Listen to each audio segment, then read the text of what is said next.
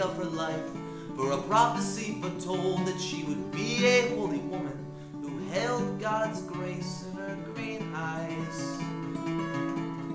Now there was a young squire with a lion in his heart that roared with the fire of destiny.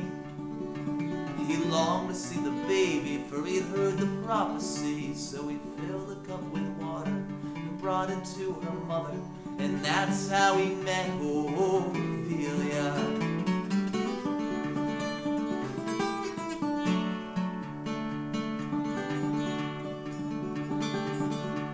Well, 20 years went by and Ophelia's father died, leaving a kingdom with no heir or ruling voice. And there was a tyrant lord who started civil war, convinced that he could take the crown by force. Now Ophelia had to travel to the castle of the Grail and fill that chalice with her virgin tears. The path was arduous and might take years. Word wove throughout the court, and a single soul stepped forth. The knight swore he'd escort Ophelia.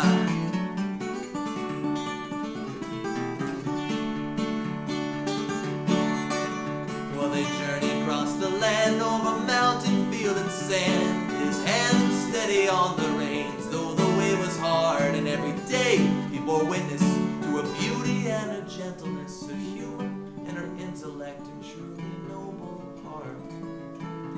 Then he awoke late one night to see she left the fireside, and he ran into the woods to call her name.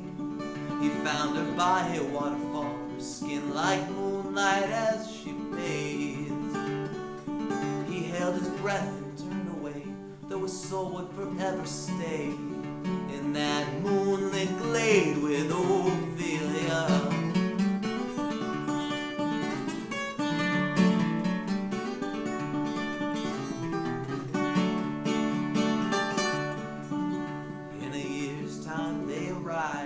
Only to find the tyrant's army there to raid the castle for the Holy Grail. For whoever drank from the cup, once Ophelia filled it up, would become the rightful heir to the crown. The knight assessed the situation and saw a single option, so he pulled Ophelia up onto his horse. She asked, "Are you afraid?" He replied, "Well, of course," but conviction filled his voice, for he knew the only choice was to charge through an army with Ophelia.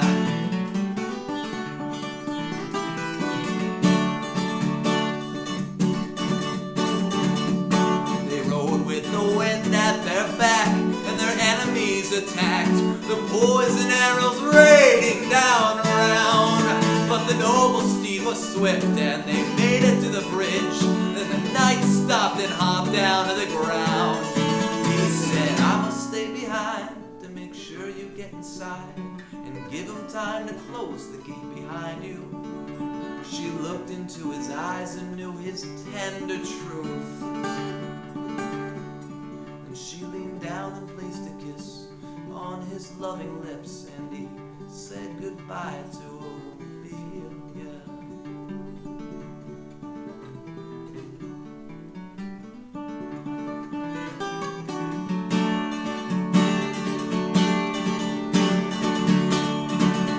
His foes drew near, but the knight felt no fear, for the kiss made him an avatar of courage.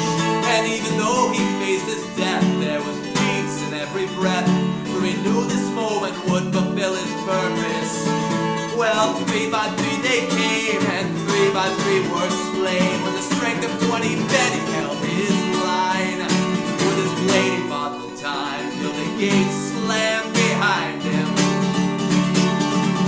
Then he stopped and turned around, even as he was cut down. And the last thing he saw was Ophelia.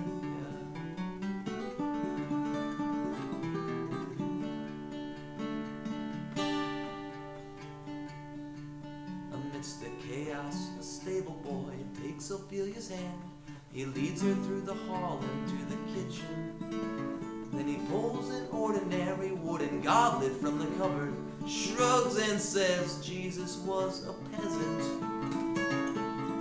And she fills it with a tear. She'd been saving 20 years. She'd not be here if she ever had a say. 'Cause everyone's blind faith has shaped her fate until today. But now she smiles at the boy and says, the choice is yours. And he gently takes the cup from Ophelia